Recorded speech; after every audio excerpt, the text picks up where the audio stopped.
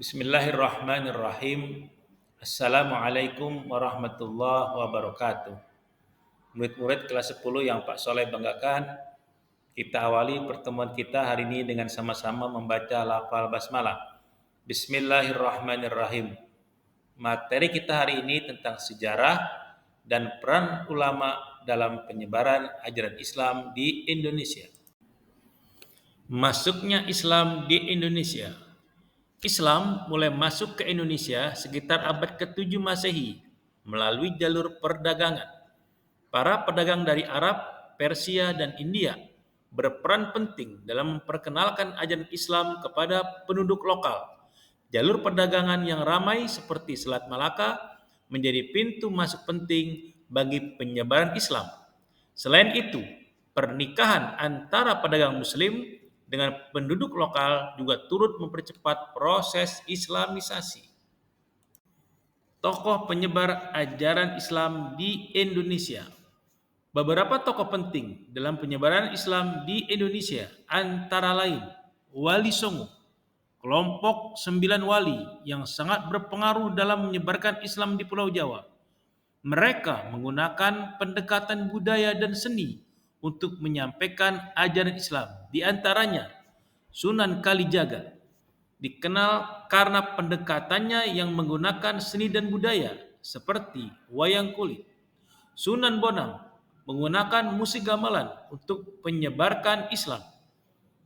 Sunan Ampel mendirikan pesantren pertama di Jawa yang menjadi pusat pembelajaran Islam.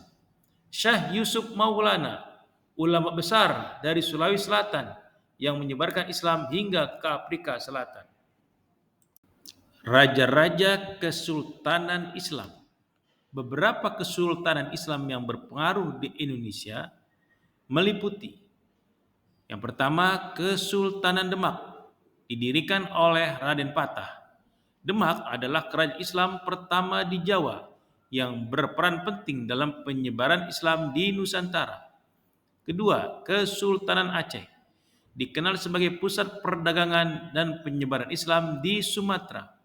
3. Kesultanan Mataram, didirikan oleh Panembahan Senopati. Kerajaan ini memainkan peran penting dalam penyebaran Islam di Jawa Tengah dan Timur. Keteladanan para ulama penyebar ajaran Islam di Indonesia. Para ulama penyebar Islam di Indonesia dikenal dengan keteladanan mereka dalam berbagai hal seperti kebijaksanaan dan pendekatan budaya. Mereka menggunakan pendekatan yang bijaksana dan memanfaatkan budaya lokal untuk menyampaikan ajaran Islam. Hal ini membuat Islam diterima dengan baik oleh masyarakat. Keberanian dan kesabaran para ulama tidak gentar menghadapi tantangan dalam menyebarkan Islam dan selalu sabar dalam mengajak masyarakat memeluk agama Islam. Hikmah perkembangan peradaban Islam di Indonesia. Perkembangan peradaban Islam di Indonesia membawa berbagai hikmah, antara lain, pertama, peningkatan pendidikan. Pendirian pesantren dan madrasah meningkatkan pendidikan dan literasi di kalangan masyarakat. 2. Pengayaan budaya. Islam memperkaya budaya Indonesia dengan seni, sastra, dan arsitektur Islam yang khas. 3. Persatuan dan kerukunan. Islam mengajarkan nilai-nilai persatuan dan kerukunan yang memperkuat hubungan sosial di masyarakat.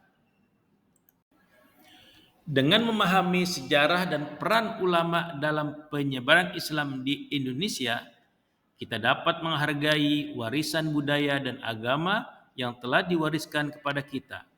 Hal ini juga mendorong kita untuk meneladani sifat-sifat baik para ulama dalam kehidupan sehari-hari.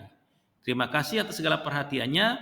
Kita akhiri pertemuan kita hari ini dengan sama-sama membaca lafal hamdalah. Alhamdulillahirabbil alamin. Wassalamualaikum warahmatullahi wabarakatuh.